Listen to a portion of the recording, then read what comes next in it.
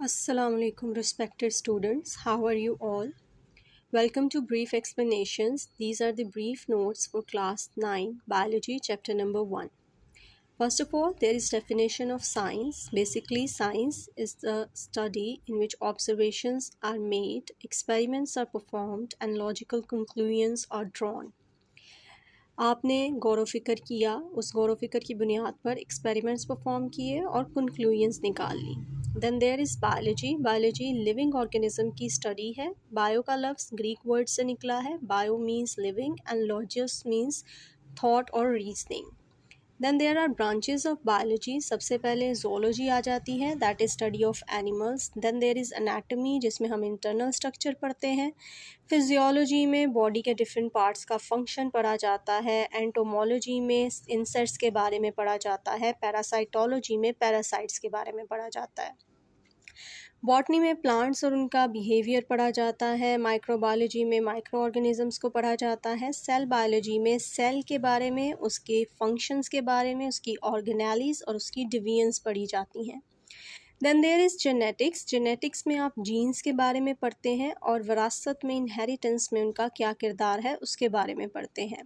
Inheritance का क्या मतलब होता है? वो वाली ट्रेड्स, वो वाले खसूसियात, नकूश जो हम अपने वालिदैन से लेते हैं, जैसे पेरेंट्स से आई कलर का आना, हेयर कलर का आना, हाइट का आना is inheritance.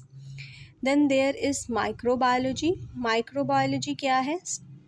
Study of biological molecules या लिविंग मॉलिक्यूल्स, जिसमें nucleic acid that is DNA and RNA, proteins, carbohydrates और लिपिड्स वगैरह शामिल हैं. Then there is histology. Histology में आप टिश्यू के बारे में पढ़ते हैं. फिर है एम्ब्रियोलॉजी. एम्ब्रियोलॉजी में आप एम्ब्रियो के बारे में पढ़ते हैं कि जब एग और स्पर्म मिलते हैं तो एम्ब्रियो बनता है और किस तरह से वो एम्ब्रियो पूरा न्यू इंडिविजुअल बनाता है.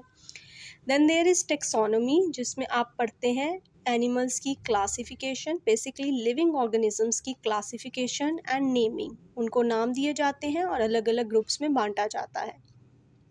इन्वायरमेंटल बायोलॉजी में क्या किया जाता है? ऑर्गेनिज्म अपनी इन्वायरमेंट से किस तरह से इंटरैक्ट करता है, किस तरह से ताल्लुक़ पैदा करता है, उसके बारे में पढ़ा जाता है. Then there is social biology. Social behaviour और इंटरैक्शन, एनिमल किस तरह से बिहेव करता है विद इन इट्स इन्वायरमेंट, उसके बारे में पढ़ा जाता है. पेलियोंटोलॉजी में आप फॉसिल्स के बारे में पढ़ते हैं, ऐसे जानदार जो अब इस दुनिया में नहीं रहे, एक्सटिंक्ट हो चुके हैं, जैसे कि dinosaurs.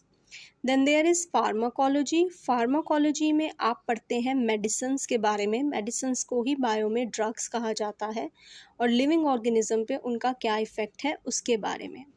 Then there is morphology. Morphology में जानदारों की फॉर्म और स्ट्रक्चर के बारे में पढ़ा जाता है.